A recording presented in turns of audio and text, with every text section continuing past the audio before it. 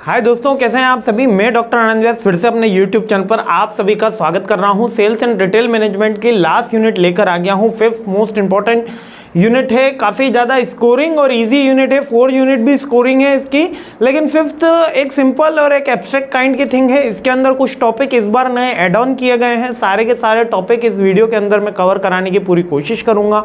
काफ़ी lengthy unit है, यानी कि इससे पार्ट बी और पार्ट सी के अंदर मोस्ट प्रोबेबली क्वेश्चन काफ़ी ज़्यादा हिट होने वाले हैं, क्योंकि सेल्स एंड रिटेल मैनेजमेंट में सबसे ज़्यादा अगर कोई बड़ी यूनिट है तो वो यूनिट 5 होने वाली है, क्योंकि इसके अंदर ही ऑलमोस्ट सबसे ज़्यादा मैटर दिया हुआ है। और जल्द से जल्द इस टॉपिक्स को अपन को इस सब्जेक्ट को कंप्लीट करते हैं, ताकि इसका अंतिम प्रहार भी अपन अपलोड कर सकें।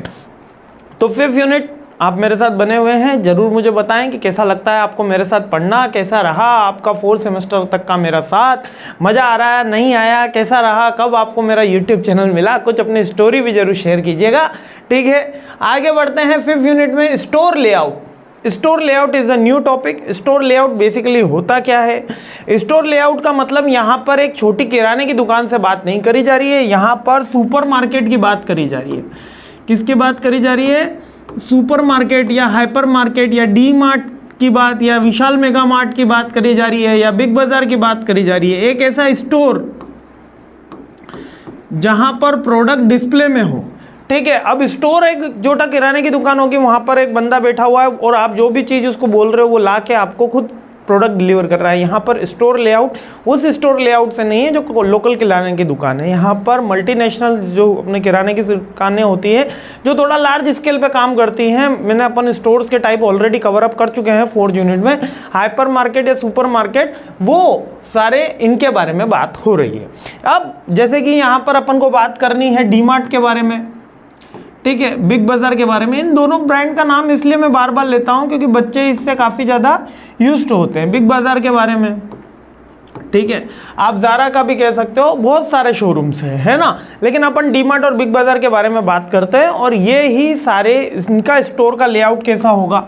जैसे ही आप एंट्रेंस आएंगे तो सबसे पहले आपको कौन से प्रोडक्ट यहाँ पे डिस्प्ले में मिलेंगे, पीछे की शेल्फ में कौन से प्रोडक्ट होंगे, थर्ड शेल्फ के अंदर कौन से प्रोडक्ट होंगे, यही सारी चीज़ें अपन को देखने को मिलने वाली है। यही कहलाता है अपना इसका स्टोर लेआउट। ठीक है, it is the process of managing flooring space adequately. जो स्पेस आपको प्रोवाइडेड मिली है 5000 स्क्वायर फीट, 10,000 स्क्वायर फीट, उसको इस पर्पज से, इस मेथडोलॉजी से यूज करना कि मैक्सिमम स्पेस यूटिलाइजेशन हो विद द कस्टमर सेटिस्फेक्शन, और कस्टमर का कंफर्ट भी याद रखा जाता है। ऐसा नहीं है कि सामान भरना ही है। किराने की आप दुकान में जाएंगे ना, जैसे ही आप अपने लोकल किराने की शॉप पे जाएंगे, जो लोकल किराना शॉप्स है वहाँ पे जैसे ही आप उस शॉप के बाहर से, यहाँ पे आपको खड़ा होना होता है, यहाँ पे बंदा आएगा और यहाँ पे वो किराने का व्यापारी आराम से खड़ा रहता है, या उसके साथ 2-3 मेंबर्स। तो ये आपको किराने की दुकान एकदम फिक्स, हर एक इंच यहाँ पे ऑक्यूपाई मिलेगा, हर एक इंच की यहाँ पर उसको ऑक्यूपेंसी रहेगा।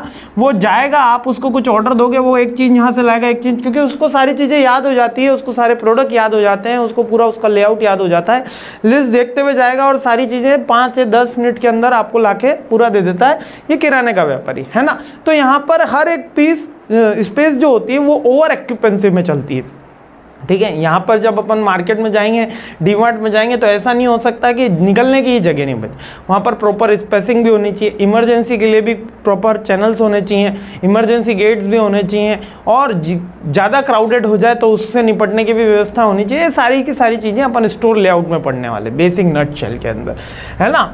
अब इसके अंदर ऑप्टिमम अपन को क्या करना है? स्पेस का यूज़ करना। ऑप्टिमम का मतलब जितना कंफर्टेबल हो।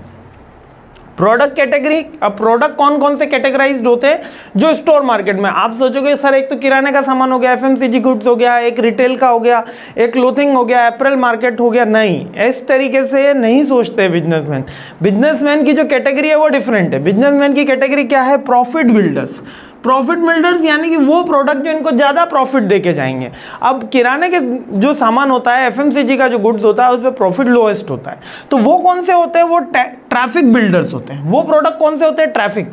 कहीं पे बोर्ड लग जाए शक्कर 25 रुपए किलो, पब्लिक चली जाएगी स्टोर। लेकिन आपने यूजुअली देखा जो शक्कर ऐसी कोई चीज़ें होंगी वो लास्ट में होंगी स्टोर के। जब तक आप वहाँ पे जा रहे होंगे आपको स्टोर में बहुत सारी अदर थिंग्स देखने को मिलेगी जो उस स्टोर के लिए प्रॉफिट बिल्डर होगी। आप वहाँ पे गए तो शक्कर लेने के लिए गए थे, केवल 20-25 रुपए का खर्चा करने, जो अभी 35-40 के भाव पे चल रही है ना, वो खरीदने के लिए गए थे। लेकिन आप 15 आइटम और अपने बकेट में डाल के आ गए। क्यों? क्योंकि एक तो आपके अंदर ये आएगा कि पूरी की पूरी मैं ट्रॉली लेकर आया और 1 किलो ही शक्कर लेकर आया, वहाँ पे काउंटर पे क्या होगा, हमारे ईगो को ठेस पहुंची जाएगी। ठीक है, बेसिक साइकोलॉजी का गेम होता है इस स्टोर के अंदर। स्टार परफॉर्मेंस यानी कि मोस्ट सेलिंग प्रोडक्ट। आप जाएंगे तो ये चीज़ खरीद के जरूर लाएंगे। स्पेस, और एक होती है स्पेस वेस्टर। स्पेस वेस्टर वो वाली प्रोडक्ट होते हैं जिनकी सेल्स जो होती है वो लो होती है। ठीक है, केवल वो रखे हुए होते हैं, केवल वो रखे हुए होते हैं। क्यों? अब इनको रखना भी क्यों जरूरी? क्यों? क्योंकि अवेलेबिलिटी ऑफ द प्रोडक्ट। अब कोई 25 स्टेशनरी के आइटम है, अब मान लेते हैं कि फ्रेग्रेंस वाला रबड़ है और एक नॉर्मल रबड़ है। अब नॉर्मल रबड़ की जो सेल है वो लो है, लेकिन उसको भी रखना जरूरी है क्योंकि उसके भी कस्टमर है। ठीक है, फ्रेग्रेंस वाला रबड़ ही मार्केट में ज़्यादा सेल हो रहा है, बच्चों को ज़्यादा पसंद आ रहा है, तो ये क्या हो गए, अपने स्पेस वेस्टर हो गए। तो ये इस तरीके से कैटेगराइज करते हैं, एक जो प्रॉफिट ला रहे हैं, एक जो ट्रैफिक ला रहे हैं, एक जो स्पेस ऑक्यूपाई करके बैठे हैं, और एक स्टार परफॉर्मर। तो इसकी डिपेंडेंसी करते हैं, जो ट्रैफिक ला रहे हैं उनको थोड़ा सा पीछे रखा जाता है ताकि जो प्रॉफिट बिल्डर्स होते हैं उनको आगे डिस्प्ले किया जाता है, बीच में उसमें कहीं पे वेस्टेज वालों को छुपाया जाता है। ठीक है, और अगर वेस्टेज वालों से अपन को अदर उनको हॉट सेलिंग करानी है तो उनको आगे भी रखा जाता है। ठीक है, यही चार चीज़ें होती हैं जिसके थ्रू अपन प्रोडक्ट का, स्टोर का लेआउट डिसाइड करते हैं, जिसमें साइज, शेप, वेट भी डिसाइड होता है। अगर जो हैवी वेट चीज़ें होंगी उनको अलग इस फ्लोर पे रखा जाएगा, या आप शेप कह सकते हो कि एक कॉमन एरिया की जो शेप्स है, जैसे कि अपन को इलेक्ट्रिक शोरूम्स पे गए तो वहाँ पे वॉशिंग मशीन सारी एक साथ रख रहेगी, कैटेगराइज बना दिया गया।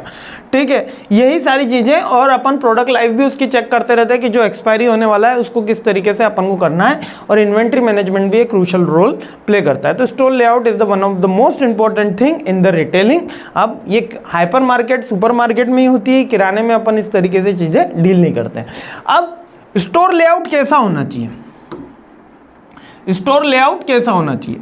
पहला कि वो अट्रैक्ट करे कस्टमर को, एसी वाला होना चाहिए, है ना, एसी वाला होना चाहिए। थोड़ा सा वहाँ पर जो लाइटिंग हो वो प्रॉपर हो। ठीक है, वेंटिलेशन की प्रॉपर व्यवस्था हो। ठीक है, क्राउडेड प्लेस में बैठने की बहुत कम, आपको चेयर ढूंढोगे तो मिलेगी ही नहीं।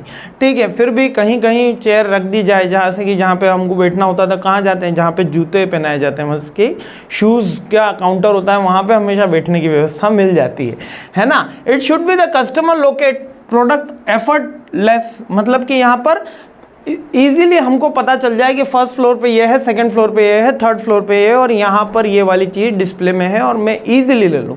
मतलब जो उसकी रेक हो वो इजीली, मतलब कि 4 फीट का अगर कोई पर्सन है तो भी वो ले सकता है, कोई किड आ रहा है तो भी वो उसको कैप्चर कर सकता है। इस तरीके से होना चाहिए। Motive to unplanned and impulsive purchase, unplanned purchase को मोटिव करने वाला होना चाहिए। कैसे?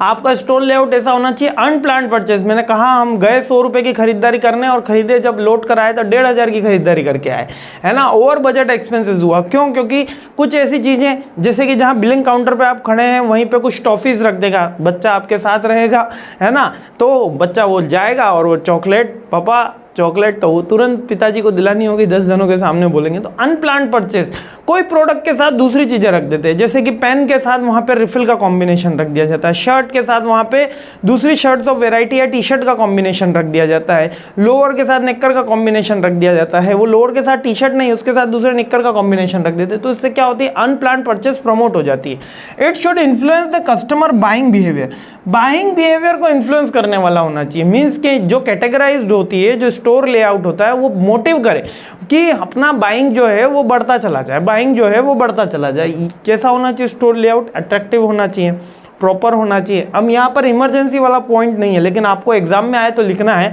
कि इमरजेंसी कंडीशन के लिए भी वेल मैनर्ड होना चाहिए, यानी कि एनवायरमेंटल क्लियरेंस हो गया या म्यूनसिपालिटी क्लियरेंस उसको मिला हुआ होना चाहिए। ठीक है, इसके अलावा कस्टमर को अनप्लान्ड परचेज के लिए प्रमोट करे।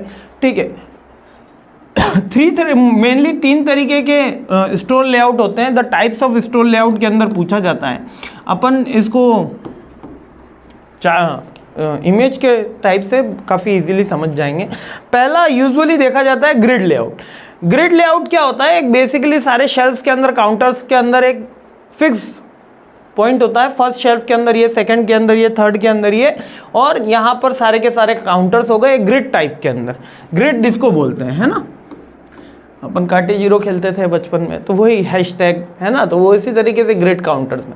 तो इसके अंदर काउंटर्स हो गए, ट्रायल रूम आ गया, डिस्प्ले हो गया। और ये डिस्प्ले मीन्स कि बाहर से, आउटर से अपन को ये चीज़ें दिख रही है, और थोड़ा सा, और यहाँ से अपना एंट्रेंस हो गया। ठीक है, डिस्प्ले हो गया, यहाँ से आए, अपन ने प्रोडक्ट परचेस करा, यहाँ पे ट्राई करा, और फिर यहाँ बिलिंग काउंटर पे आ गए। That is the grid. Basically April जिसका केवल एक ही प्रोडक्ट होता है, जैसे मान लीजिए केवल किराने का ही सामान है उसके पास, या केवल अप्रैल ही है, तो वो इस तरीके से कैटेगराइज कर देता है। पहले उसने मेंस वियर रख दिए, फिर लेडीज वियर रख दिए, फिर किड्स वियर इस कैटेगरीज में कर दिए। तो ये अगर एक ही प्रोडक्ट है या similar kind of product line है, तब ये अपन ग्रिड लेआउट में जाते हैं। लेकिन यदि अपने पास मल्टीपल प्रोडक्ट्स हैं, लाइक अपने पास ज्वेलरी है, अपने पास फैशनेबल आइटम है, अपने पास एफएमसीजी के प्रोडक्ट है, अपने पास इलेक्ट्रिक्स आइटम है, तब अपन कौन से लेआउट में जाते हैं? लूप लेआउट में। लूप लेआउट में क्या क्या कौन सी चीज़ें हैं? जैसे आप स्टार्ट हुए, आपको electronic item, footwear, jewellery, accessory, clothes और ये बिलिंग, और बीचों बीच में आप देखना कॉस्मेटिक्स रखे हुए होते हैं, है ना। क्यों? क्योंकि कॉस्मेटिक्स देख के बंदा जो होते हैं, उनकी वाइफ जो है वो अट्रैक्ट होती है, वो स्टोर में आ जाएगा। जैसे ही वो स्टोर में आएगा, दूसरे product, electronic, footwear, jewellery, accessory, cloth, वो बाय करेगा ही करेगा। तो आप कभी भी किसी स्टोर में जाना, तो जो फ्रेश थिंग्स हैं, आप ज़ारा के स्टोर में जाना, हमेशा आपको जो भी कॉस्मेटिक आइटम, परफ्यूम्स के आइटम्स रहेंगे, वो बिल्कुल फ्रंट डिस्प्ले पे दिखेगा। मीन्स कि गेट से आपको सबसे नियरेस्ट जो रहेगा वो ये लगेगा। आपको लगेगा अरे यार यहाँ पे चले जाते हैं, बस यही परचेस करके ले आना है, एक डीओ परचेस करके ले आना है, एक परफ्यूम परचेस करके ले आना है। लेकिन जैसे ही अंदर जाएंगे, फिर आपको मल्टीपल थिंग्स नजर आएगी, इधर उधर कौन सी चीज़ें हैं, फिर अपन वो भी बाय करने लग जाते हैं। तो इसको लूप लेआउट बोल दिया। जब मल्टीपल थिंग्स होंगी तो लूप लेआउट, जब सिंगल थिंग्स होगी तो ग्रिड लेआउट। लेकिन केवल अपन को लेविश पीपल को अट्रैक्ट करना है। लेविश पीपल को जब मैं अट्रैक्ट करता हूं, यानी कि मेरे को प्रोडक्ट कौन सा बेचना है? 50,000 प्लस का प्रोडक्ट बेचना है मिनिमम। जब मेरे को 50,000 प्लस का प्रोडक्ट बेचना है, तो यकीन मानिए जो कंज्यूमर होता है वो उसके माइंड में कोई एक ऐसी छवि बना के नहीं आता है। इसके अंदर 90% जो कंज्यूमर होते हैं, जो बायर होते हैं, वो माइंड के अंदर कोई इस तरीके से चीज़ बना के नहीं आते कि मेरे को इस तरीके का ऑर्नामेंट लेना है, कि मेरे को इस तरीके की ज्वेलरी लेनी है। उनके माइंड के अंदर क्या है? सपोज अपन को 50,000 प्लस का कोई डायमंड रिंग लेनी है, या डायमंड की कोई थिंग लेनी है ना। तो कोई इस तरीके से प्लान नहीं करा गया कि इस पर्टिकुलर इस तरीके का शेप का होगा, या इस पर्टिकुलर डिजाइन का होगा। इस तरीके से कुछ भी डिजाइन नहीं किया, डिसाइड नहीं किया होता 90% बायर्स ने। अब वो मार्केट के अंदर आते हैं, वो स्टोर के अंदर आते हैं, और रोमिंग अराउंड यानी कि कभी इधर जा रहे हैं, कभी इधर जा रहे हैं, कभी इधर जा रहे हैं, कभी इधर जा रहे हैं, और वो इस चीज को परचेज कर लेते हैं। जहां उनको एकदम से क्लिक हो गया, जैसे ही उनको क्लिक हो जाता है, वो उस थिंग को बाय कर लेते हैं। तो यहां पर किस तरीके से अपन को चाहिए? यहाँ पर चाहिए फ्री लेआउट, यानी कि कहीं पे कोई चीज़ रखने का एक फिक्स क्रोनोलॉजी नहीं होती, लेकिन उस स्टोर के लिए फिक्स है। जैसे कि एक स्टोर में यहाँ पे फिक्स कर दिया, यहाँ पर अपने गोल्ड के आइटम हैं, ठीक है, यहाँ पर अपने डायमंड के आइटम हैं, यहाँ पर अपने नेकलेस हैं, ठीक है, गोल्ड्स के आइटम में अपन ने रिंग्स वगैरह यहाँ पे रख ली और नेकलेस इधर रख लिए, ठीक है। इसके अलावा यहाँ पर अदर जो आइटम्स हैं ज्वेलरी के, वो अपन ने रख लिए। यहाँ पर आर्टिफिशियल ज्वेलरी का आइटम्स, तो इस तरीके से आर्टिफिशियल ज्वेलरी भी मिडिल में कर दी, या गोल्ड अपन ने मिडिल में कर दिया। ये एक स्टोर के कस्टमाइजेशन कर देता है। स्टोर जो मैनेजर होता है वो इस थिंग को कस्टमाइजेशन कर देता है। बेसिकली जो डायमंड की चीज़ें होती हैं वो बीच में रखी जाती है ना। ये मैंने थोड़ा सा लेआउट में थोड़ा फास्ट बना दिया। गोल्ड, सिल्वर, ये सारी चीज़ें, ज्वेलरी, अदर थिंग्स अलग रखी जाती है। तो इसमें अपन जब इसका लेआउट देखते हैं तो इस तरीके से देखने को मिलता है। देखिए यहाँ पर क्या होता है, जैसे बंदा यहाँ से एंटर हुआ, जैसे ही बंदा यहाँ से एंटर होगा, उसको यहाँ कोई डिस्प्ले देखने को मिलेगा। यहाँ उसको अलग काइंड ऑफ डिस्प्ले है, यहाँ से वो रोमिंग कर रहा है, यहाँ से रोमिंग कर रहा है, घूम रहा है, फिर ये यहाँ पे कोई वापस आया, वो वापस घूम के, और फिर यहाँ से ही वापस उसको फर्स्ट प्लेस से कोई बाय करा, और फिर वो यहाँ से चला जाएगा। Getting my point? तो ये यूजुअली इनमें बिलिंग काउंटर और एग्जिट एक ही होता है, इजी टू कंट्रोल होता है। अगर दो होंगे तो थोड़ा सा मुश्किल होगा, लेकिन इसी में ही थोड़ा सा इन आउट कर देते हैं वो, और ये प्रोडक्ट रहता है। तो इसको बोलते हैं फ्री लेआउट। बेसिकली ये लेविश गुड्स के लिए, ऑर्नामेंट्स के लिए, ज्वेलरी प्रोडक्ट्स के लिए किया जाता है। लूप लेआउट किसके लिए किया जाएगा? जहां पर अपने पास मल्टीपल प्रोडक्ट्स होंगे। यहां पर भी मल्टीपल प्रोडक्ट्स हो सकते हैं, लेकिन यहां पर multiple product upper primary class के होंगे, अपर क्लास के होंगे, है ना, अपर मिडिल क्लास के। क्यों? क्योंकि यहां पर अपन फिक्स करके नहीं आए। जैसे मैं घर से फिक्स करके नहीं निकला कि 4 किलो शक्कर लेकर आनी है, 4 किलो शक्कर लेकर आनी है, तो इस तरह के प्रोडक्ट में मैं जाऊंगा ही नहीं इस लेआउट में। क्यों भैया, कहाँ रखी है पता ही नहीं चल रहा है हमें, है ना। वहां पर ग्रिड काइंड ऑफ लेआउट ज्यादा वर्किंग करेगा। ये इसकी इंपॉर्टेंस भी है स्टोर लेआउट की। आगे बढ़ता हूं। अगला आया है visual merchandising technique. Visual merchandising technique क्या होती है कि अपन प्रमोट कर रहे होते हैं अपना प्रोडक्ट। विजुअल मर्चेंडाइजिंग यानी कि दृश्य सामग्री, इसको हिंदी में बोल देते हैं आप तो दृश्य सामग्री। जैसे कि आपके कोई प्रॉप्स हो गए, कोई डिस्प्ले हो गया, कोई होर्डिंग हो गया, कोई फ्री कूपन्स के बोर्ड्स हो गए, आपने जो इन स्टोर में ही है, आप स्टोर के बाहर नहीं है या स्टोर के आउटर में ही वहां पे नियरेस्ट लगे हुए हैं, ठीक है। विजुअल मर्चेंडाइजिंग इसके अंदर क्या है? This are the various techniques used to visual merchandising. It's clearly promote the sales. किस लिए होती है? कि अपनी जो सेल्स है वो मैक्सिमम प्रमोट कर दी जाए, है ना। इसमें पहला पॉइंट क्या है? सबसे पहला पॉइंट रहता है जो एक छोटे से छोटा स्टोर वाला करता है, वो करता है विंडो डिस्प्ले। एक डमी लगा देता है वहां पर, उस डमी को देख के अपन को लगता है वाह क्या शर्ट है, क्या पैंट है, क्या टॉप है, अपन इसको बाइंग करके लाते हैं, क्या बेल्ट है, तुरंत इसको बाइंग करके लाते हैं। तो ये विंडो डिस्प्ले। स्टोर लेआउट देख के भी कितनी बार अट्रैक्ट हो जाते हैं। जब बाहर जाओगे तो आपको स्टोर का लेआउट ऐसा लगेगा वाह कितना अच्छी जगह है। जब आप जैसे रिलायंस के स्टोर में जाएंगे तो आपको वहाँ के लाइटिंग्स जो एम्ब्रेंस है उसको देख के वो अट्रैक्ट हो जाता है। तो स्टोर लेआउट फर्क पड़ता है, ठीक है। कलर कोऑर्डिनेशन, अब कलर कोऑर्डिनेशन जैसे इलेक्ट्रिक्स आइटम है तो वहाँ पर व्हाइट कलर होगा, आपके क्लोथिंग आइटम है तो वहां पे येलो टोन या सॉफ्ट कलर दिए जाते हैं। गोल्ड के अंदर येलो टोन चलता है। जैसे गोल्ड की जितने भी सोनार की दुकानें होती हैं वहां पर येलो टोन की लाइटिंग होती है। क्यों? क्योंकि वहां पर गोल्ड थोड़ा ज्यादा इसमें अट्रैक्ट दिखता है। तो लाइटिंग की व्यवस्था के कारण अपन उसमें जा सकते हैं। That is visual lighting. यहाँ पर ये वाली जो लाइटिंग है वो जो झालर लगती है उसको बोला जाता है। यहाँ पर वो वाला जो झालर करी, थोड़ी फ्लैश लाइट लगा दी अपन ने, है ना। और इसके अलावा कोई साइनेज डिस्प्लेस कर दिए अपन ने, विजुअल प्रॉप्स कर दिए, कोई एक टीवी के ऊपर कोई ऐड चल रहा है या कोई बातें चल रही हैं। अब म्यूजिक डिस्प्ले इसके अंदर नहीं है। क्यों? क्योंकि म्यूजिक विजुअल में नहीं है, वो ऑडियो के अंदर है ना। Product placement and presentation, product का प्लेसमेंट, एक प्रोडक्ट को रखा स्पेशल, सारे प्रोडक्ट इस तरीके से जमाए और उसके ऊपर एक डिफरेंट काइंड ऑफ अपन ने प्रोडक्ट रखा, तो that is one kind of technique for visual merchandising. हाँ, मर्चेंडाइजिंग थोड़ा सा प्रोनाउंसिएशन में रहा है, ठीक है, गलतियों माफ करना, ठीक है। नेक्स्ट आ जाते हैं अपन कंट्रोलिंग कॉस्ट में। अब controlling cost and reducing inventory loss. अब जो स्टोर लेआउट होता है उसकी one of the another importance क्या है कि ये कॉस्ट कंट्रोल करने में भी काम आता है और इन्वेंट्री मैनेजमेंट में भी काम आता है, ठीक है। इससे क्या होता है कि अपनी जो इन्वेंट्री है वो मोर फ्रूटफुल वे से काम कर सकती है। अगर मैं डिस्प्ले कुछ इस तरीके से रखूँ कि मेरा जो आउटडेटेड प्रोडक्ट है वो पहले डिस्प्ले हो और जो ओल्ड जिसका टाइम पीरियड है वो बाद में हो, तो ज़्यादा एक्सपायरी नहीं होगा और मेरा प्रोडक्ट ज़्यादा प्रोक्योर हो पाएगा, ज़्यादा सेल हो पाएगा। सेल तो एक लिमिटेड है, लेकिन अगर मैं फ्रेश प्रोडक्ट पहले बेच दूंगा तो मेरे एक्सपायरी प्रोडक्ट होने की उनकी प्रोबेबिलिटी बढ़ जाएगी। तो यहाँ पर जो स्टोर लेआउट है वो कंट्रोल भी करता है कॉस्ट को और इन्वेंट्री मैनेजमेंट का काम भी करता है। अब इन्वेंट्री कॉस्ट के अंदर दो तरीके की कॉस्ट आती है, एक तो प्रोडक्ट को खरीदने की कॉस्ट और एक प्रोडक्ट को मेंटेन करने की कॉस्ट। जैसे कि मैंने एक फ्रिज खरीद लिया, ठीक है, बेचने के पर्पज से, सेलिंग के पर्पज से, तो एक तो फ्रिज खरीदा, उसकी कॉस्ट लगी होगी मेरे को होलसेलर, लेकिन उसको रखने की कॉस्ट, उसकी मेंटेनेंस, उसकी जो लाइटिंग है, लाइटिंग मीन्स के जो उसको प्रोक्योरमेंट दिया है, जो वॉचमैन की सैलरी है कहीं, और जो अपन ने सेफ्टी लगा रखी है, इंश्योरेंस जो लिया है हमने बिल्डिंग का, वॉचमैन की जो बिल्डिंग की सैलरी है, वो सारी की सारी कॉस्ट, जो उसका टैक्स लगा है, लेबर लगी है, सिक्योरिटी लगी है, ट्रांसपोर्टेशन लगी है, वो सारी उसके अंदर इंक्लूड होती है। तो ये सारी कॉस्ट मिलके सेलिंग की कॉस्ट बनती है, ठीक है। हाँ, अब यहाँ पर भी हो गया।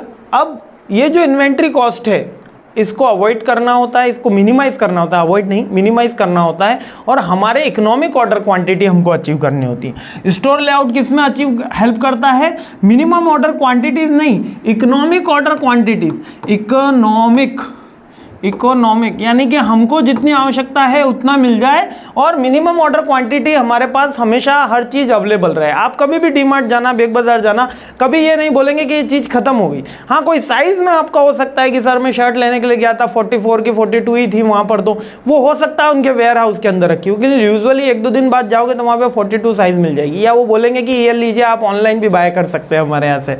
तो ये मिनिमम ऑर्डर क्वालिफिकेशन हो गया, क्वांटिटीज हो गई, ठीक है। तो इसको अपन अवॉइड कर देते हैं with the help of inventory management. यहाँ पर इन्वेंट्री मैनेजमेंट और प्रॉपर स्टोर लेआउट की बात करी गई।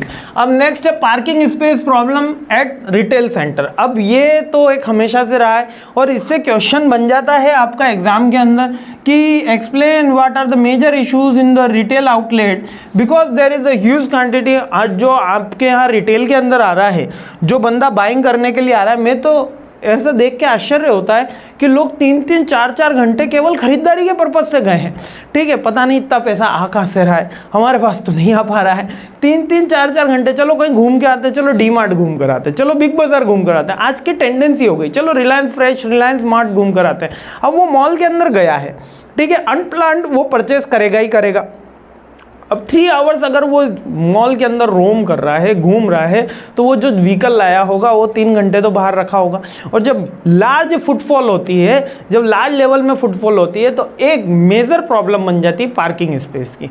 तो इसके ऊपर मैंने एक आर्टिकल यहाँ पर आपको डिस्प्ले कर रखा है, इसको आपको पीपीटी के अंदर ये आर्टिकल मिल जाएगा, स्क्रीनशॉट भी इसका ले लीजिए। इस आर्टिकल से आपको पढ़ना है, क्यों? क्योंकि इसका ऐसा कोई रूल्स एंड रेगुलेशन ऑलरेडी तो म्यूनसिपालिटी के बने हुए कि इतने भाई बिल्डिंग पे आपको इतनी पार्किंग स्पेस होना चाहिए, लेकिन it is a major concern for all the retailers कि कैसे करा जाए।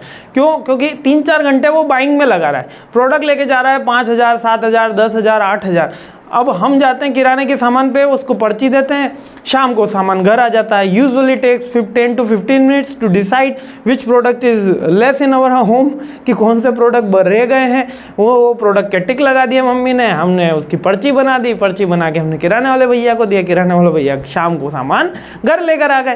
That's it, simple. कोई इमरजेंसी का हुआ तो मैं ही खरीद के ले आया, सिंपल। लेकिन वहीं पे डीमार्ट के अंदर वही प्रोडक्ट के लिए लेने के लिए गए तो पर्ची भी भले लेके गए, लिस्ट भी भले लेके गए, फिर भी अनप्लान्ड परचेस होती ही है। डू यू एग्री और नॉट, ये बात मेरे को कमेंट करके जरूर बताना। और ये एक पार्किंग स्पेस रहता है, क्योंकि यूजुअली सैटरडे संडे के दिन हैवी रश देखने को मिलता है। जयपुर में, वाराणसी में, कहीं पर भी आप चले जाइए, है ना। नोएडा में, नोएडा की तो फिर ट्रैफिक की बात ही क्या करनी, दिल्ली नोएडा के ट्रैफिक तो फेमस है, सूरत, अहमदाबाद है ना। तो वहाँ पर एक पार्किंग की एक बहुत मेजर इशू क्रिएट होता है, ठीक है। एक आर्टिकल है, एग्जाम के अंदर क्वेश्चन आ जाता है, इसलिए वो आर्टिकल मैंने दे दिया, एक बार पढ़ लोगे, इजीली उसको अंडरस्टैंडेबल है, ठीक है। Setting up retail organisation. अब रिटेल ऑर्गेनाइजेशन सेट करना है, यानी कि एक अपन ने इसमें इससे पहले भी प्रोसेस देखा था, स्मार्ट, है ना, जो 4th यूनिट के अंदर मैंने पढ़ा था, स्पेसिफिक, मेजरेबल, अटेंडेबल, है ना, रिलेवेंट, है ना, और अचीवेबल। स्मार्ट करके अपन ने वो ऑब्जेक्टिव्स देखे थे। लेकिन उसकी एक सर्टिकुलर प्रोसेस भी है कि अपन को अगर रिटेल ऑर्गेनाइजेशन बनाना है, मिस्टर पिंटू अपने रिटेल ऑर्गेनाइजेशन बना रहे हैं, तो अपन को क्या क्या करना होगा। सबसे पहले आइडेंटिफाई करनी होगी स्पेसिफिक टास्क एंड परफॉर्मेंस, ठीक है। फिर डिवाइड करना होगा वो टास्क अपने पीपल्स के अंदर, ठीक है। फिर ग्रुपिंग करनी होगी retailer task into the job, कि कौन ये काम करेगा। अभी मैं सारी बात पॉइंट एक बार बोल देता हूँ, फिर समझा दूंगा। क्लासिफाइंग कर दिया, क्लासिफाइंग करने के बाद डेवलपिंग एन ऑर्गेनाइजेशन। आगे पॉइंट आ रहे हैं? हाँ, नहीं आ रहे। तो अपन 5 पॉइंट के अंदर समझ लेते हैं कि कोई भी अगर अपन को रिटेल स्टोर बना रहे हैं या रिटेल ऑर्गेनाइजेशन बना रहे हैं तो उसको कैसे करना है। सबसे पहले अपन ने टास्क डिसाइड कर लिया, ठीक है। फिर उसके लिए पर्सन्स डिसाइड कर लिए, फिर उनको असाइन कर दिया। असाइन करने के बाद हमारी नेक्स्ट प्रोसेस क्या होगी? फीडबैक। यही 4 याद रखने हैं। अब यहाँ पर टास्क असाइन करने से पहले एक ऑब्जेक्टिव का पॉइंट मैंने मिस कर दिया, ठीक है। पहले ऑब्जेक्टिव डिसाइड होता है, फिर हम उसके अकॉर्डिंग टास्क डिसाइड करते हैं, उसके अकॉर्डिंग पर्सन डिसाइड होता है, उसके अकॉर्डिंग उनको असाइनमेंट मिलता है और फीडबैक ले लिया जाता है। अब यहाँ पर्सन में ग्रुपिंग का इसमें बुक में दिया हुआ है, लिख दो तो बढ़िया, ना लिखो तो भी कोई दिक्कत की बात नहीं। ग्रुपिंग मतलब कि टीम बना देना, ये 4 खिलाड़ी तेरी तरफ, ये 5 खिलाड़ी मेरी तरफ, ठीक है। चलो वो तेरे पास एक ज़्यादा है, ठीक है। हुआ है कभी क्रिकेट के अंदर, है ना। हाँ, चलिए आगे बढ़ते हैं। Retail location research and techniques. अब रिटेल की जो लोकेशन होती है, आप देखना कि डीमार्ट खुल रहा है, बिग बाजार खुल रहा है, एक प्राइम लोकेशन पे खुलता है, मार्केटिंग हेड्स ही सजेस्ट कर रहे हैं कि अगला मॉल अपन को यहाँ पे खोलना है, तो वो किस तरीके से वाइज उसकी क्या टेक्निक होती है जिससे अपन ये डिसाइड करते हैं कि यहाँ पर मॉल खुलना चाहिए कि नहीं।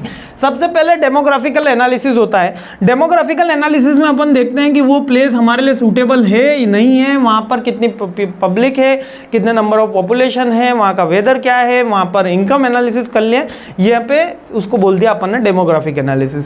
सेकंड मार्केट एनालिसिस करा। मार्केट एनालिसिस मोस्ट सेल किसकी हो रही है, यहाँ पर नंबर ऑफ इनकम कितनी है, कौन से प्रोडक्ट यहाँ पर हाई डिमांड में, लो डिमांड में। ठीक है, फुटफॉल का एनालिसिस करते हैं, है ना। वो जगह तो छोटी है लेकिन वहाँ पर उसके 4-5 गांव लगते हैं उस जगह के। आपका घर आसपास में एक तालुका होगा, उस तालुका के थोड़े पास में एक गांव होगा, उस गांव के पास में एक तहसील होगी, उस तहसील में 10-15 गांव लगते हैं, तो उसका तहसील में जिसका दुकान होती है वहाँ पे फुटफॉल ज़्यादा होती है। क्यों? क्योंकि उसके आसपास गाँव लगते हैं। इसी तरीके से फुटफॉल का एनालिसिस किया जाता है कि इस रोड से गुजरने वाले, इस चौराहे से गुजरने वाले लोगों की संख्या कितनी है। Accessibility and visibility. Accessibility visibility का मतलब कि वो ज़्यादा सिटी के आउटर में तो नहीं है, इजीली लोगों को नज़र तो आ रहा है, इजीली लोग वहाँ तक रीच तो कर पा रहे हैं, यानी प्राइम लोकेशन होनी चाहिए। और कंपटीशन, कॉम्पिटिटर्स ने अगर कोई मार्केट डेवलप किया तो हमको भी उसके पास ही खोलनी चाहिए। क्यों? क्योंकि ये ऐसा समझते हैं कि अगर बिग बाजार है तो उसके पास में ही डीमार्ट खोल दो, उसके पास में ही रिलायंस खोलो। क्यों? क्योंकि बंदा अगर यहाँ आ रहा है तो यहाँ भी आएगा, यहाँ भी आएगा, जिसकी सर्विस बढ़िया होगी वो उसके अंदर वो फुटफॉल जाएगा, क्योंकि वो बाइंग के इरादे से निकला है। क्या घर वालों ने एक प्लान करी, क्या आज कहीं घूमने चलते हैं, क्या करने चलते हैं, शॉपिंग करने चलते हैं, तो शॉपिंग के लिए वो पहुँच जाते हैं यहाँ पे। आई होप ये पॉइंट्स क्लियर हो गए हैं आपको। 5 6 है इंफ्रास्ट्रक्चर कहाँ पर अवेलेबिलिटी होती है, उसके अकॉर्डिंग हम डिसाइड करते हैं। कॉस्ट के अकॉर्डिंग तो बेसिकली डिसाइड होगा ही होगा।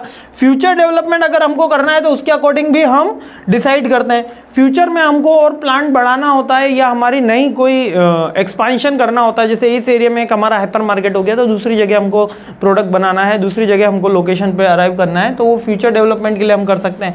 कस्टमर सर्वे करा जा सकता है, ठीक है, और साइट विजिट तो होती है, ठीक है। साइट विजिट्स कर करके मल्टीपल टाइम साइट विजिट करके जो आपके फाइनेंशियल हेड्स होते हैं या फाइनेंशियल मैनेजर्स होते हैं, with the help of the marketing manager, वो डिसाइड करते हैं कि यहाँ पर बाइंग करनी। तो जो साइट बन रही होती है उसमें बेसिकली कौन कौन से पॉइंट होते हैं, यानी एक मॉल खोलना है सर, उसके लिए कौन से पॉइंट कंसीडर करेंगे। सबसे पहले कस्टमर की बात कर लो, मार्केट की बात कर लो, डेमोग्राफिक बात कर लो, कॉस्ट की बात कर लो, फ्यूचर डेवलपमेंट की बात कर लो, है ना, फुटफॉल का एनालिसिस कर लो, कॉम्पिटिटर का एनालिसिस कर लो, इंफ्रास्ट्रक्चर पे बात कर लो। इसके अलावा और कौन से पॉइंट रह गए, एक्सेसिबिलिटी की बात हो गई, यही सारे पॉइंट हैं, ठीक है। याद भी हो गए होंगे, कोई दिक्कत इसमें आई नहीं होगी। बहुत इजी टॉपिक है देखो, है ना, और मैं बहुत इजी लैंग्वेज में आपको समझाने की कोशिश कर रहा हूं। अब ट्रेड एरिया एनालिसिस। अब ये ट्रेड एरिया एनालिसिस क्या है देखो, अब मैं तो सारी चीज़ें इसी वीडियो के अंदर कंप्लीट करना चाहता हूँ। वीडियो बोले 27 में नहीं चाहता सेकंड पार्ट बने, मैं चाहता हूँ 1 शॉट के अंदर ही बोले 1 आवर मैं बोलता रहूँ, आप मुझे सुनते रहें, अपन दोनों ऐसी ही मीठी मीठी बातें करते रहें। तो ट्रेड एरिया एनालिसिस, तो ट्रेड एरिया एनालिसिस क्या है? Trade area analysis is basically the area analysis which you are going to suppose to sell your product, यानी कि जहाँ पर आपको आपका मार्केट सेल करना है प्रोडक्ट को, तो वहाँ पर आप उसको कैसे एनालिसिस करोगे। जैसे अपन ने मार्केट एनालिसिस की बात कही थी इस प्रीवियस पॉइंट में, तो कभी कभी ये अलग से पॉइंट आ जाता है, मार्केट एनालिसिस को ही अपना ट्रेड एरिया एनालिसिस बोलते हैं। तो वहां पर क्या देखेंगे अपन, पब्लिक ही देखेंगे कस्टमर की, तो कस्टमर के एजुकेशन देखेंगे, उसकी इनकम देखेंगे, उसकी एज ग्रुप देखेंगे, उसकी कास्ट देखेंगे, यही सारी चीज़ें देखेंगे, स्टैंडर्ड ऑफ लिविंग देखेंगे, नंबर ऑफ पर्सन देखे जाएंगे, ठीक है, साइज ऑफ कंपटीशन देखा जाएगा, और कितने लोग वहाँ पर परमानेंट हैं और उनकी पर कैपिटा इनकम क्या है, वही सारी चीज़ें देखी जाएंगी, है ना। Objective of good store design, कोई अच्छा गुड डिज़ाइन क्या करेगा, कॉस्ट इफेक्टिव होगा। एक बार इसके बुक के पॉइंट पढ़ लेते हैं। कस्टमर को एक अच्छा एक्सपीरियंस दे, बिजनेस के ऑब्जेक्टिव को फुलफिल करे और इंक्रीज करे सेल्स पर विजिट, यानी कि पहली बार आया था तो 1000 रुपये का सामान लिया, इस बार आया तो 1100 का लूँगा, अगली बार आओ तो 1200 का लूँगा, तो इंक्रीज क्या करे। अच्छा डिज़ाइन कैसा होगा, एक तो अच्छा एटमॉस्फेयर रहे, कस्टमर को हैप्पी रहे, वो हमेशा ख़रीद के वो ले जाए, कि वो जैसे कि मैं आपको एक एग्जांपल देता हूँ, ब्रांड फैक्ट्री एक आउटलेट चलता है इनका, बहुत अच्छा आउटलेट है, मैं ये कहना चाहूँगा, शॉप्स के लिए, और इनका एक स्लोगन काफ़ी मेरे को अट्रैक्ट किया, वी नहीं लिखा था, आई पेड नथिंग, पेड नहीं, यहाँ पे पेड था शायद, पेड नथिंग, ठीक है, कि मैंने कुछ भी पेमेंट नहीं किया है। ये कब लिखा था? बिलिंग काउंटर के बाहर लिखा था, जैसे बिलिंग काउंटर करके आप जैसे ही निकल रहे वहाँ पर लिखा था बड़े बड़े अक्षरों में, आई पेड नथिंग। अरे मैंने तो कुछ भी पेमेंट नहीं किया, मैंने 2000 की शॉपिंग करी है। तो ये that is the brand promotional technique. तो यहाँ पर वही सिखा रहे हैं कि ऑब्जेक्टिव कैसा हो कि वो सेल्स पर विजिट बढ़ाए, वो बिजनेस के ऑब्जेक्टिव को मैच करे और वो गुड कस्टमर एक्सपीरियंस दे। अगर गुड कस्टमर एक्सपीरियंस होगा तो सारी चीज़ें ऑलरेडी अचीव करी जा सकती है। इसके अलावा बिजनेस का ऑब्जेक्टिव कि हमको लार्जेस्ट बनना है या हाईएस्ट बनना है ना, बड़ा सेल करना है या अमाउंट वाइज ज्यादा बड़ा बनना है। अब रिस्पॉन्सिबिलिटी स्टोर मैनेजर की, यदि आप मार्केटिंग कर रहे हैं तो आप कहीं ना कहीं आप स्टोर मैनेजर बन के बैठे, मैं ये चाहता हूं अगर स्टोर मैनेजर बन के बैठेंगे, जैसे कि विजय सेल्स ने आपको, विजय सेल्स भी एक अच्छा बड़ा ब्रांड बन गया है, उसने आपको ऐसे स्टोर मैनेजर रख लिया, तो कौन कौन सी उसकी रिस्पॉन्सिबिलिटी होगी? देखो बुक के अंदर कुछ सी चीजें नटशेल में लिखी, यहाँ पर मैंने आपको प्रॉपर पॉइंट्स दिए। तो मेरी पहली बार ये रिक्वेस्ट आ रही है कि इन पॉइंट्स को थोड़ा ज़्यादा तवज्जो देना, बुक का एक बार देख लेना, क्योंकि वहाँ पर थोड़ा सा यहाँ पर मिक्सअप दिया हुआ है जितना मैंने उसको ऑब्जर्व किया। तो यहाँ पर मैंने आपको पॉइंट वाइज दे दिया है कि कौन कौन सी रिस्पॉन्सिबिलिटी होती है स्टोर मैनेजर की। स्टोर इन्वेंट्री मैनेज करना, सेल्स प्रमोट करना, ट्रेनिंग देना, डेवलपमेंट करना, रिक्रूटमेंट करना, ये भी है। और उसके अलावा क्या होगा, स्टोर के ऑपरेशंस को रेगुलेट करना। ये सारे पॉइंट अब में देख लेते हैं। देखिए सबसे पहला है स्टोर के ऑपरेशंस को रेगुलेट करना। स्टोर के ऑपरेशन यानी बाइंग, सेलिंग, इन्वेंट्री कंट्रोल, ठीक है। स्टाफ का मैनेजमेंट करना, स्टाफ की रिक्रूटमेंट हो गया, सैलरी हो गया, लीव मैनेजमेंट हो गया, वो सारी thing. Sales and customer, customer को अप्रोच करना, सेल्स बूस्टअप कराना, यही सारी चीजें। और इसमें आफ्टर सेल सर्विसेज भी प्रोवाइड कराना, ये टेक केयर करना, प्रोवाइड कराना, यानी कि वही हेड होता है ना। इन्वेंट्री मैनेजमेंट की कौन सी चीज बाय करनी है, कब करनी है, इकोनॉमिक ऑर्डर क्वांटिटी क्या रहेगी, फाइनेंशियल मैनेजमेंट की फंडिंग कहां से आएगी, इनकी स्टाफ की सैलरी कहां से निकलेगी, ये सारी उसके हाथ में नहीं है, मतलब कि उसको अपनी जेब से पैसा नहीं देना, लेकिन सारी चीजें मैनेज उसी को करनी है। That is the inventory management, financial management, sales, staff, store, ठीक है, यहां तक आ गया। अब मार्केटिंग एंड प्रमोशनल, जब मैंने बिग बाजार में काम किया था कुछ समय के लिए, जब हमने हमारे एमबीए के समय पर ट्रेनिंग करी थी, तब हमें पता चला था कि वहीं पे ही स्टोर मैनेजर ही डिसाइड कर सकता है कि आज कौन से प्रोडक्ट के ऊपर हमको ऑफ देना है या आज कौन से प्रोडक्ट के ऊपर ऑफ नहीं देना है।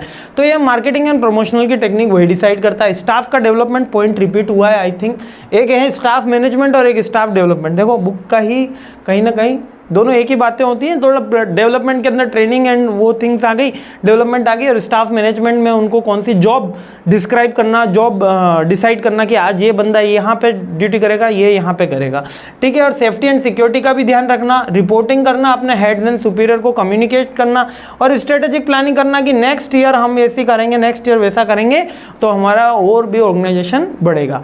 यही सारी चीज़ें स्टोर मैनेजर करता है। अब स्टोर की security is the one of the crucial aspect in our world. Store की सिक्योरिटी क्या करी जाती है, क्योंकि हाई वॉल्यूम में इन्वेंट्री होता है, हाई वॉल्यूम में फुटफॉल होता है, तो कितनी बार थेफ्ट भी देखी जाती है कि लोग जेब में ही कपड़े डाल के निकल लिए, तो उसके लिए टैग परचेज जो है वो टैग फाड़ दिया उन्होंने, या कोई गोल्ड का ऑर्नामेंट, या आप कह सकते हो कोई स्टील का ऑर्नामेंट रख दिया, ठीक है, जिन पे कोई टैग नहीं लगा है। तो that is based of staff security, store security. अपन क्या करते हैं इसके लिए, बेसिकली इसमें आपको केवल सीसीटीवी वाला एग्जांपल लिखना है।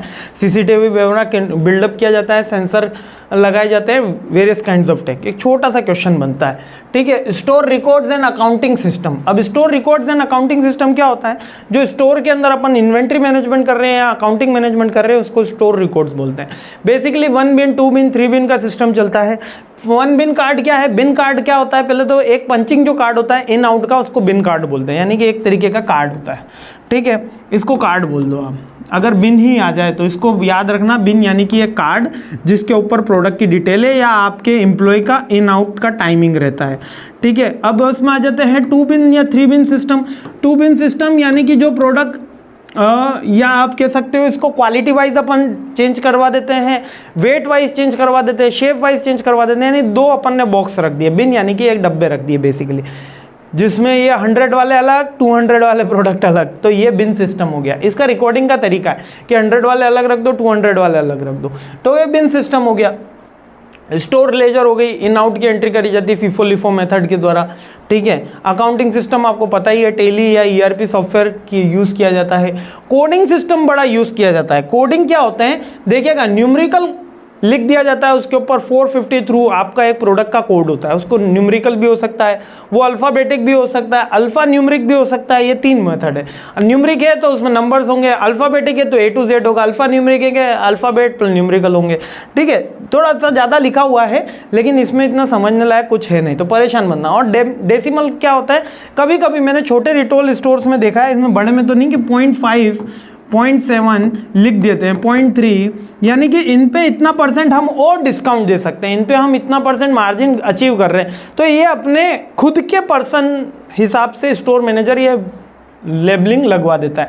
ये डिपेंड करता है, या वो प्रॉफिट मार्जिन लिख रहा है, कॉस्ट मार्जिन लिख रहा है, डिपेंड पर्सन टू पर्सन, या स्टोर टू स्टोर, या store manager to store manager, है ना, जो पर्सन टू पर्सन वाला है, ठीक है। मटेरियल हैंडलिंग इन स्टोर, अब लार्ज वॉल्यूम में अपने पास प्रोडक्ट होते हैं तो इसको मटेरियल हैंडलिंग में अपन क्या क्या चीज़ें आती हैं, एक तो इन्वेंट्री उसकी मैनेज करना, उसको रिसीव करना और उसको चेक करना कि ये जो प्रोडक्ट हमने मंगवाया ये सही आया है कि नहीं आया है, हैंडलिंग करना उसको इक्विपमेंट को, मीन्स कि जो उसके साथ एक्स्ट्रा एसेसरीज आई है उसको मैनेज करना, ऑर्डर का फुलफिलमेंट करना, जो हमने प्रोडक्ट रिसीव किया है या हमको सेंड करना है उसका फुलफिलमेंट करना, सेफ्टी कंप्लायंसेस जो भी हैं हर प्रोडक्ट के साथ अपन को उसका यूज टू करना, टेक केयर करना, कंटिन्यूस उनको इंप्रूवमेंट करना और कोलैबोरेशन करना। दीज आर द 10 पॉइंट्स, ठीक है, नॉर्मल है, एक बार इसको भी अच्छे से पढ़ लीजिएगा। अब लॉजिस्टिक इंफॉर्मेशन सिस्टम, अब LMIS क्या है, logistic management system is basically your inventory management system, जिसके अंदर हम ये चेक करते हैं कि इन्वेंट्री जो है वो अप हो रही है, डाउन हो रही है, ये रियल टाइम में हो जाता है। ये किसके थ्रू होता है आजकल, ये आजकल होता है दोस्तों ERP सॉफ्टवेयर के थ्रू, एम्प्लॉय रिसोर्स प्लानिंग कह सकते हो आप, है ना, किसी भी सॉफ्टवेयर के थ्रू ये किया जाता है, जिसमें ऑन टाइम, मैंने आपको बताया था एक एग्जांपल देखिए, एक बिग बाजार में पूरे अहमदाबाद, सूरत, गुजरात का डेटा होता है, उदयपुर, जयपुर का डेटा होता है, दिल्ली तक का डेटा एक ही जगह से डिस्प्ले कर दिया जाता है कि लॉजिस्टिक, वहां पर क्या कर रहे हैं अपन, डिस्प्ले कर रहे हैं सेल्स की। तो यहाँ लॉजिस्टिक का मतलब कि ट्रांसपोर्टेशन में प्रोडक्ट कहाँ से आया, कहाँ पे गया, इन्वेंट्री मैनेजमेंट में उसकी हेल्प हुई। तो यही सारी चीजें logistic and information management system के लिए। जब MIS को अपन ने इसमें इंक्लूड कर लिया, लॉजिस्टिक डिपार्टमेंट में थोड़ा सा इलेक्ट्रॉनिक बिल्ड कर दिया, इलेक्ट्रॉनिक सॉफ्टवेयर का यूज़ कर लिया, तो इसको लॉजिस्टिक इन्वेंट्री मैनेजमेंट या इंफॉर्मेशन सिस्टम बोल दिया गया। क्लियर हो गया? हाँ, डेटाज हो गए, शिपमेंट हो गई, कॉस्ट हो गई, ये सारी चीज़ें। अब strategies, retail sales techniques and promotion, हाँ ठीक है, लास्ट 4-5 स्लाइड्स बची हैं, ठीक है, यूनिट तो लास्ट ही है 5th, ठीक है। तो अपन इसको जल्दी से यहीं पे कंप्लीट कर देते हैं ताकि आपको नेक्स्ट वीडियो ना मिले, नेक्स्ट वीडियो में परेशान नहीं होना पड़े। यहीं तक जो भी लोग मेरे साथ हैं एक बार जय हिंद का मैसेज जरूर करिएगा, क्योंकि आपने काफ़ी संयम और शांत धैर्य के साथ मेरे को सुना है, बहुत बहुत धन्यवाद। 5-10 मिनट और दे दीजिए, ये आपकी यूनिट कंप्लीट कर देता हूँ, ठीक है। अब स्ट्रेटेजीज क्या होती है, सबसे बेसिक स्ट्रेटेजीज है हमको टारगेट मार्केट का एनालिसिस करना है, यानी कि आपसे क्वेश्चन क्या बनेगा कि एक्सप्लेन द बेस्ट स्ट्रेटेजीज और explain the various strategies for the retailing. सबसे पहला टारगेट मार्केट का एनालिसिस करना है, प्रोडक्ट के बारे में अपन को नॉलेज होना चाहिए। अप सेलिंग और क्रॉस सेलिंग, ये एक थोड़ी सी इंपॉर्टेंट टर्म है, याद रखना। क्रॉस सेलिंग क्या होती है, अप सेलिंग का मतलब कि वो 20 रुपए का प्रोडक्ट लेने आया था, हमने 30 रुपए का सेल कर दिया, ये अब सेलिंग हो गई। क्रॉस सेलिंग क्या हुई, वो मार्कर लेने, पेन लेने आया था, हमने उसको रिफिल भी सेल कर दी। वो शर्ट लेने आया था, हमने उसको पैंट भी सेल कर दी, ये हो गई क्रॉस सेलिंग। एक प्रोडक्ट लेने आया था, उसके साथ दूसरा प्रोडक्ट और दे दिया। अब सेलिंग यानी कि कोई लोअर का प्रोडक्ट लेने आया था, हमने उसको अपर का प्रोडक्ट दे दिया। तो अब सेलिंग, क्रॉस सेलिंग करी जाती है। Target market, personalise customer service. Personalise customer service वैसे तो रेयर देखने को मिलती है, लेकिन कुछ आउटलेट में आज भी अवेलेबल होती है। सेल्स ट्रेनिंग दी जाती है अपने एम्प्लॉइज को। These are the strategies which boost the sales. क्या करा जाएगा, मार्केट का एनालिसिस किया जाएगा, अप सेलिंग, क्रॉस सेलिंग करी जाएगी, ठीक है, ट्रेनिंग दी जाएगी। इसके अलावा प्रोडक्ट का नॉलेज दे दिया जाएगा। ये सब किसको मिल रहा है, सेल्स पर्सन को, जो आपका वहां पर आपके साथ बात करने के लिए आ रहा है। विजुअल अपन ने क्रॉप्स लगा दिए वहां पर, है ना, सेल्स प्रमोशन की टेक्निक्स अपनाई, एडवर्टीजमेंट करा, न्यूज़पेपर में ऐड दिया, मोबाइल में ऐड दिया, टीवी पे ऐड दिया, डिजिटल मार्केटिंग करी, कस्टमर रिलेशन बनाया, फीडबैक दिया और पार्टनरशिप एंड कोलैबोरेशन भी करा। कहीं पे बिग बाजार के बोर्ड्स भी लग रहे हैं, कहीं पे डीमार्ट के होर्डिंग्स भी लग रहे हैं, कहीं पे स्कूल का आउटलेट है, कॉलेज का आउटलेट है, यूनिवर्सिटीज़ का आउटलेट है, वहाँ पर भी ये सारी चीज़ें करी जा रही है। ठीक है, गेटिंग माई पॉइंट। और सीजनल हॉलीडे प्रमोशनल करते हैं अपन, जैसे कि सबसे सस्ते 5 दिन बिग बाजार में आते हैं 26 जनवरी से 31 जनवरी। ठीक है, इन स्टोर में भी कुछ इवेंट कराया जाता है, जैसे कि पजल्स हो गई या आप कोई कॉम्पिटिशन्स हो गए बेसिकली, है ना। और लॉयल्टी प्रोग्राम से कार्ड बना के दे देते हैं, 10 पॉइंट मिलेंगे, 20 पॉइंट मिलेंगे। डेटा एनालिसिस इनसाइट, यानी कस्टमर जो बार बार रिपीट आ रहा है उनको लकी और बना के उनको और थोड़ा प्रमोशन किया जाता है। These are the 15 tools and technique which helps to boost their sales in the retail outlet. यानी रिटेल में अगर आपको सेल्स बूस्ट करनी है, टारगेट करना है कस्टमर को, ये 15 पॉइंट है, बहुत इजी पॉइंट है। आपको पीपीटीज की अब जल्दी आज ही मिल जाएगी, जिसमें अपन ये सारे पॉइंट्स कर लेंगे। और लास्ट पॉइंट आ गया CRM in the retailing. CRM क्या होता है? Customer relationship management. Customer relationship management की एक सर्विस डेस्क होती है जहां सर सारी की सारी चीज़ें एक्टिवली पार्टिसिपेट करी जाती है। इसके अंदर डेटा कलेक्ट किया जाता है। कौन कौन सी चीज़ें करी जाती है देखिए, बुक के अंदर क्या क्या लिखा है। कस्टमर का डेटा कलेक्ट किया जाता है, collection of the data, data collection का काम होता है। डेटा सेगमेंटेशन का काम होता है, बांटना, सेगमेंटेशन यानी तोड़ना, डिवाइड करना, है ना। और पर्सनलाइज कस्टमर एक्सपीरियंस प्रोवाइड कराना। अब किसी को शर्ट बाय करनी है तो कोई क्लोथ्स के लिए आता है, कोई शॉप के अंदर, कोई एफएमसीजी प्रोडक्ट के लिए आता है, कोई इलेक्ट्रॉनिक्स आइटम के लिए आता है। सबकी मेंटेलिटी अलग अलग होती है, तो उसी के अंदर अपन डिवाइड भी करते हैं। ठीक है, customer service and support. Customer service का काम भी सीआरएम का ही होता है और लॉयल्टी प्रोग्राम चलाने का काम भी सीआरएम का ही होता है। इसके अलावा लास्ट जी वो सीआरएम के साथ ही जुड़ा हुआ है, ये है ब्रांड मैनेजमेंट। अब ये ब्रांड मैनेजमेंट का काम क्या है? ब्रांड मैनेजमेंट का काम है अपना कि यहाँ पर जो अपना बिग बाजार है, डी मार्ट है, उसका भी एक आइडेंटिटी डिस्क्लोज हो। यानी कि आप जो प्रोडक्ट खरीद रहे हो, हम लिरिल खरीद के लाए, हम रसना खरीद के लाए, हम कोल्ड ड्रिंक और खरीद के लाए, हम लेस के चिप्स खरीद के लाए, इसके अलावा कोई कार खरीद, इलेक्ट्रॉनिक आइटम खरीद के लाए, कार तो नहीं बेच रहे, इलेक्ट्रॉनिक आइटम, कोई मिक्सी खरीद के लाए, कोई टीवी भी वहाँ से लेकर आया, लेकिन ब्रांड किसका बन रहा है? बिग बाजार का बने। तो that is the brand management. ये अपने स्टोर्स के अंदर भी किया जाता है। इससे ब्रांड की आइडेंटिटी और पोजिशनिंग के ऊपर अपन को बात करनी होती है, इमेज के ऊपर बात करनी होती है। ब्रांड कम्युनिकेट कैसे होगा? Through the advertisement method. Brand loyalty या जो कार्ड अपन बनाते हैं वो ब्रांड लॉयल्टी के अंदर आता है। Brand consistency and standard. आप बिग बाजार में जाओगे तो आपको एक पर्टिकुलर क्वालिटी के प्रोडक्ट मिलेंगे ही, ये स्टैंडर्डाइजेशन में आया। ब्रांड पार्टनरशिप एंड कोलैबोरेशन, जब डिफरेंट काइंड्स ऑफ पार्टनरशिप्स करी जाती है यूनिवर्सिटीज़ वगैरह और कॉलेजेस या कहीं पे अदर शॉपिंग मॉल्स के अंदर, तो इस तरीके से बिजनेस पार्टनरशिप हो गया। हाँ, तो अब ये लास्ट ब्रांड का मैं फिर से पॉइंट रिपीट कर देता हूँ। ब्रांड मैनेजमेंट क्या है? ब्रांड मैनेजमेंट का बेसिक मीनिंग है, और लास्ट पॉइंट है इसलिए अपन इसको फिर से अच्छे से पढ़ लेते हैं, क्योंकि कभी कभी क्या होता है कि आखिरी पॉइंट ही एग्जाम के अंदर आ जाता है। एग्जामिनर नीचे से पढ़ना शुरू कर देता है और लास्ट वाला पॉइंट दे देता है। तो ब्रांड मैनेजमेंट क्या है? Brand management is simply build your company reputation in the eyes of the customer. अब इसके लिए क्या करा जाएगा? ब्रांड की एक पोजिशनिंग करी जाएगी कि बिग बाजार है तो अच्छी जगह होगी, वहाँ पे डिस्काउंटेड प्रोडक्ट मिलेंगे, डी मार्ट है तो अच्छी जगह होगी, डिस्काउंटेड प्रोडक्ट मिलेंगे। ठीक है, उसके लॉयल्टी बनाई जाएगी, उसका कार्ड दे दिया जाएगा, उसकी एक आइडेंटिटी होगी। ठीक है, आइडेंटिटी भी क्रिएट करी गई और एक इमेज क्रिएट करी गई और एक पोजीशनिंग भी क्रिएट करी गई, उसके साथ एक लॉयल्टी प्रोग्राम। और अपन क्या करते हैं? डिफरेंट पार्टनरशिप प्रोग्राम उसके साथ चलाते हैं, जिससे क्या होता है? जिससे ये होगा कि हमारे ब्रांड की दूसरे ब्रांड के साथ कोलैबोरेशन होने से हमारे ब्रांड की इमेज, गुडविल और बढ़ जाती है। यहाँ पर कॉम्पिटिटर के साथ पार्टनरशिप नहीं, जो कि सिमिलर, जैसे कि अपन यूनिवर्सिटी कॉलेज के साथ पार्टनरशिप करती कि वहाँ पर अपना एक इजी डे का आउटलेट खुल जाएगा, इस तरीके 24/7 का आउटलेट खुल जाएगा, ये वाली तो हेल्प हो जाती है। तो इसी के साथ अपनी 5th यूनिट कंप्लीट होगी। सेल्स एंड रिटेल मैनेजमेंट पूरा कंप्लीट हो गया। जय हिंद, मुस्कुराते रहिए, खुश रहिए और मेरे को सुनने के लिए बहुत बहुत धन्यवाद। I really appreciate your time. जय हिंद।